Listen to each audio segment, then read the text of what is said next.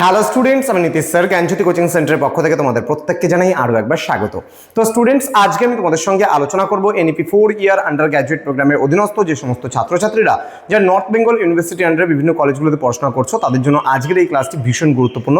তার কারণ আজকে আমি আলোচনা করব BKU অর্থাৎ বাঁকুড়া ইউনিভার্সিটি অধীনস্থ যে সমস্ত ছাত্রছাত্রীরা 4th সেমিস্টারে পড়ছো তাদের মেজর পেপার 5 হিস্ট্রি থেকে অতি গুরুত্বপূর্ণ একটা টপিক নিয়ে আলোচনা করব, সেটা হচ্ছে সামন্ততন্ত্রের বৈশিষ্ট্যগুলি সম্পর্কে আজকের এই ক্লাসটিতে আমি বিস্তারিত আলোচনা করব, অর্থাৎ ফিচার্স অফ ফিউডালিজম। ওকে, বিস্তারিত ক্লাসটি আলোচনা করার পূর্বে তোমাদেরকে বলে রাখি, যারা এখনো আমাদের চ্যানেলটিকে সাবস্ক্রাইব করোনি তারা অবশ্যই চ্যানেলটিকে সাবস্ক্রাইব করে পাশে থাকা বেল আইকন অল প্রেস করে দেবে, যাতে নেক্সট টাইম থেকে কোনো ভিডিও আপলোড করলে তার নোটিফিকেশনটা তুমি সবার আগে পেতে পারো। এছাড়া যারা ভাবছো যে অনলাইনে আমাদের ক্লাস জয়েন করবে, আমাদের থেকে নোটস নেবে, তারা অবশ্যই যোগাযোগ করো আমাদের অফিসিয়াল নাম্বার 7076398606 নাম্বারে অথবা 62959162 এই 2 নম্বরে তোমরা চাইলে সরাসরি আমাদের সঙ্গে যোগাযোগ করতে পারো। আমাদের টোটাল কোর্স ফি রয়েছে তোমাদের এই সাধ্যের মধ্যে 1199 রুপিস পুরো সেমিস্টারের অল সাবজেক্টের কোর্স ফি, কিন্তু এখন আমরা দিচ্ছি প্রথম 100 স্টুডেন্টকে সম্পূর্ণ বিনামূল্যে কোর্স, মাত্র 99 টাকা দিয়ে রেজিস্ট্রেশন করলে পুরো নোটসপত্র সম্পূর্ণ বিনামূল্যে পাবে। তো দেরি না করে আজই যোগাযোগ করো আমাদের অফিসিয়াল নাম্বারে এবং যুক্ত হয়ে আমাদের অনলাইন ক্লাসে। চলো শুরু করছি আজকে সামন্ততন্ত্রের বৈশিষ্ট্য সম্পর্কে আলোচনা। কি বলেছে দেখে নাও। প্রথমত আমরা যদি বৈশিষ্ট্য কথা তুলে ধরি, বলছে মূলত 800 থেকে 1300 খ্রিস্টাব্দের মধ্যবর্তী সময়কালকে আমরা সামন্ততন্ত্রের যুগ হিসাবে কিন্তু চিহ্নিত করে থাকি। দীর্ঘ প্রতিক্রিয়ার ফলে সামন্ততন্ত্রের উদ্ভব ঘটে।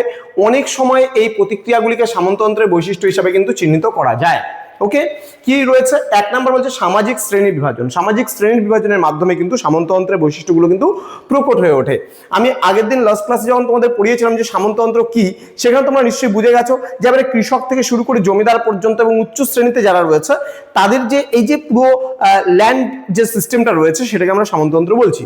তো এখানে সামাজিক শ্রেণী বিভাজন তুমি লক্ষ্য করতে পারবে। বলছে কার্ল মার্কস ইতিহাসের বস্তুবাদী ধারণার সমাজে দুটি শ্রেণীর মধ্যে দ্বন্দ্ব লক্ষ্য করেছেন।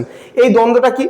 এই দ্বন্দ্বটা হচ্ছে যারা শাসক শ্রেণী এবং শোষিত শ্রেণী, যারা শোষিত হন, তো তাদের মধ্যে কিন্তু একটা ক্লাসিফিকেশন রয়েছে।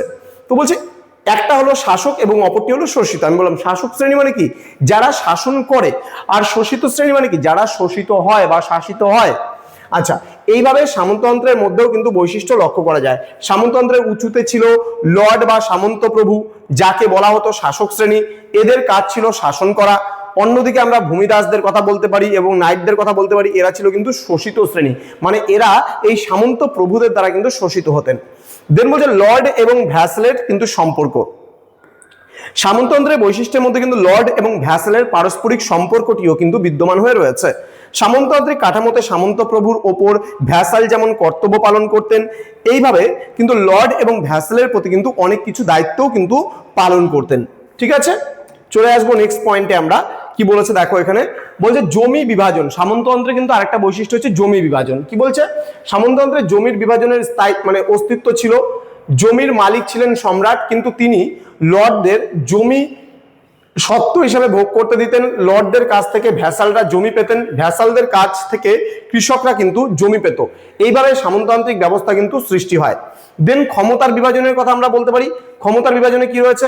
বলছে ক্যালিরিঞ্জিও সাম্রাজ্যে আমরা লক্ষ্য করেছি সম্রাট ছিলেন সর্বোচ্চ ক্ষমতার কিন্তু অধিকারী, কিন্তু ক্যালিলিপ্তীয় সাম্রাজ্যের শেষ দিকে যখন জনগণের নিরাপত্তা দিতে ব্যর্থ হয়, তার পরিণতি হিসাবে কিন্তু আমরা বলতে পারি যে জনগণ সামন্ত প্রথাকে কিন্তু গ্রহণ করেছিলেন।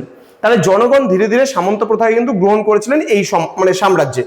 যেহেতু তারা জনগণের নিরাপত্তা দিতে ব্যর্থ হয়, তার পরিণতি হিসাবে কিন্তু জনগণ কিন্তু সামন্ত প্রথাকে কিন্তু গ্রহণ করেছিলেন। কেন? যেহেতু তারা জনগণকে নিরাপত্তা দিতে সক্ষম, সেহেতু তাদের ক্ষমতা কিন্তু বেড়ে যায়। এইভাবে কিন্তু সম্রাটের হাত থেকে ক্ষমতা সামন্ত প্রভুদের কাছে কিন্তু ধীরে ধীরে স্থানান্তরিত হয়। এবার চলে আসবো আমরা সামরিক ও আর্থিক সাহায্য। যেমন সামন্ততান্ত্রিক ব্যবস্থা কিন্তু লর্ড এর প্রয়োজনে বা প্রভুর প্রয়োজনে কিন্তু ভ্যাসালদের সামরিক ও আর্থিক সাহায্য কিন্তু দান করতে হতো। দ্বাদশ ও ত্রয়োদশ শতকে কিন্তু এর সাহায্যে কিন্তু দান প্রচলিত হয়। সম্রাটদের হাত থেকে ক্ষমতা কিন্তু লর্ডদের হাতে স্থানান্তরিত হলে তারা সামরিক বাহিনীর জন্য কিন্তু আঞ্চলিক সমর নেতার কাছে কিন্তু নির্ভরশীল ছিল। এই আঞ্চলিক সমর নেতা বা ভ্যাসালরা কিন্তু সৈন্য দিয়ে সামন্ত প্রভুকে কিন্তু কি করত? সাহায্য করত। ক্লিয়ার? ওকে, তো এই ছিল আজকের ক্লাস, যেখানে 5টা পয়েন্টের উপর বেস করে আমরা আজকের এই ক্লাসটি আলোচনা করলাম। তোমাদের এই প্রশ্নটা আসলে কিন্তু 5 মার্কসের জন্য ভেরি ভেরি ইম্পর্টেন্ট, খুব ভালো করে তোমরা পড়বে।